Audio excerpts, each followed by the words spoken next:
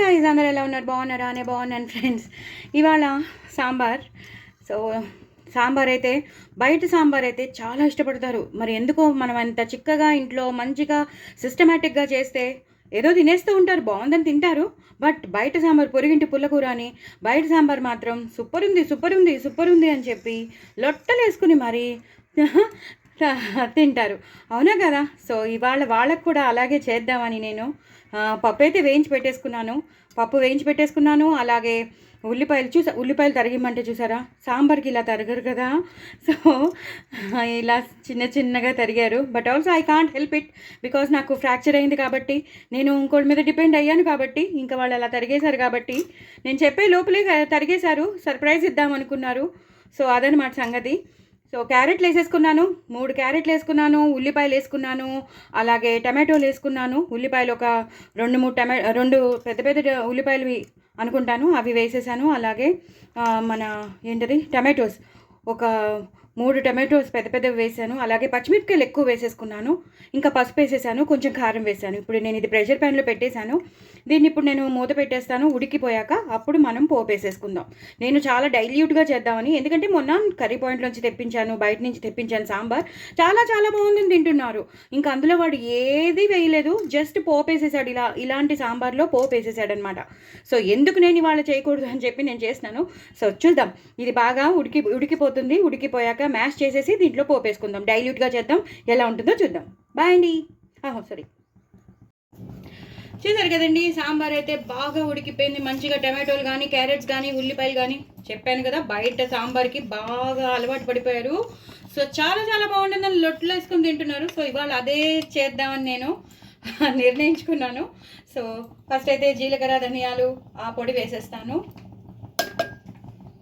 అలాగే కొంచెం బెల్లం వేస్తాను. సాంబార్ అంటే బెల్లం ఉండాలండి, అప్పుడే బాగుంటుంది. మీకు రుచికి తగినంత మీకు ఎంత కావాలో అంత వేసుకోండి. అలాగే ఉప్పు వేసేస్తాను, దీనికి సరిపడా ఉప్పు వేస్తాను. ఇంకా కారం అనేది నేను పోపులోనే వేస్తాను కాబట్టి ఇప్పుడు వేయను. అలాగే ఆవాలు, మెంతుల పొడి కొంచెం వేయాలి, అప్పుడు మంచి టేస్ట్ వస్తుంది. అలాగే సాంబార్ పొడి నేను ఇంట్లో అన్నీ చేసి పెట్టుకుంటానండి. సో అసలు చాలా ఈజీ అయిపోతుంది మనకి ఏ రెసిపీ చేయాలన్నా. మిరియాల పొడి, ఇంకా సాంబార్ అంటేనే మిరియాలు, సాంబార్ పొడి ఇవన్నీ ఇంపార్టెంట్ కదా. సో ఇప్పుడు దీన్ని ఇలాగా కలిపేసుకుంటాను. నేను అన్నీ వేసేసాను, చూసారు కదా. మీరు ఒక్కసారి మళ్ళీ రీవైండ్ వెళ్ళి అన్నీ చూసుకోండి, సో దట్ మీకు మంచి సాంబార్ అనేది మీకు వచ్చేస్తుంది.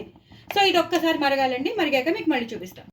సో అన్నీ వేసేసాం మనం, మిరియాల పొడి, సాంబార్ పొడి అన్నీ వేసేసాక నేను ఇప్పుడు చింతపండు రసం వేసేస్తున్నానండి. ఎంత కావాలో అంత పిండి పెట్టుకున్నాను నేను, అదంతా వేసేసి ఇలా కలిపేస్తాను. ఇప్పుడు బాగా మరగనిద్దాం. చింతపండు రసం, మనం వేసిన బెల్లం, మనం వేసిన సాంబార్ పొడి, మిరియాల పొడి, ఆవాలు, మెంతుల పొడి, అలాగే ధనియాలు, జీలకర్ర పొడి, ఇవన్నీ సాంబార్కి మంచి టేస్ట్ని తీసుకొస్తాయి. ఈ టైంలోనే నేను కొంచెం కరివేపాకు వేసేస్తాను. లాస్ట్లో మళ్ళీ వేస్తాను, ఇప్పుడు కొంచెం వేసేస్తాను. అలాగే కొంచెం కొత్తిమీర వేసేస్తాను, ఎందుకంటే మరిగేటప్పుడు కొత్తిమీర కరివేపాకుతో మరిగితే చాలా టేస్ట్ వస్తుంది, ప్లస్ ఫ్లేవర్ కూడా పట్టేస్తుంది. సో ఇది బాగా మరిగాక మీకు మళ్ళీ చూపిస్తాను. చూసారు కదండి, సాంబార్ బాగా మరిగిపోతుంది. బయట వాళ్ళకి ఎలా కావాలో ఆ సాంబారే పెట్టాను. వాళ్ళకి రెడ్ సాంబార్ వద్దుట, ఎల్లో సాంబారే కావాలట. బయటవి రుచి బాగా చూసారు కదా, పొరిగింటి పుల్ల కూర అంటారు, అందుకే బయట రుచులు బాగా అలవాటైతే ఇలాగే ఉంటుంది. నా చెయ్యి బాగాలేదు, ఫ్రాక్చర్ అయినప్పటి నుంచి కొన్ని బయట నుంచి తెచ్చుకుంటున్నారు. సో నేను వాళ్ళలాగే బయట సాంబార్ ఎలా ఉంటుందో అలాగే చేసేస్తున్నాను. సో ఇప్పుడు మరిగిపోతుంది, నేను పోపు వేసేసుకుంటాను. ఆవాలు, జీలకర్ర, ఎండుమిరపకాయలు, కరివేపాకు వేసేసాను. ఇంకా నేను వెల్లుల్లిపాయలు వేయను. కొంచెం కారం వేస్తాను. ఎప్పుడైనా సరే కారం వేస్తే మాత్రం సాంబార్ చాలా చాలా బాగుంటుంది. అలాగే ఇంగు వేస్తాను. ఇంగు లేకపోతే అసలు స్టార్ట్ చేయకండి, ఇంగు వేసేసుకోండి. నేను ఎడం చేత్తో వేసినములాంచి రావట్లేదు. నేను ఒక్క నిమిషం. చూసారు కదండి, కొంచెం హోల్ పెద్ద చేశాను, ఈ మాత్రం సరిపోతుంది. ఇందాక కూడా వేసాం కాబట్టి ఈ మాత్రం సరిపోతుంది. ఇది బాగా వేగిపోయింది కదండి. ఇప్పుడు దీన్ని నేను ట్రాన్స్ఫర్ చేసేసుకుంటాను సాంబార్లోకి. నెమ్మదిగా ట్రాన్స్ఫర్ చేసేసుకుంటాను.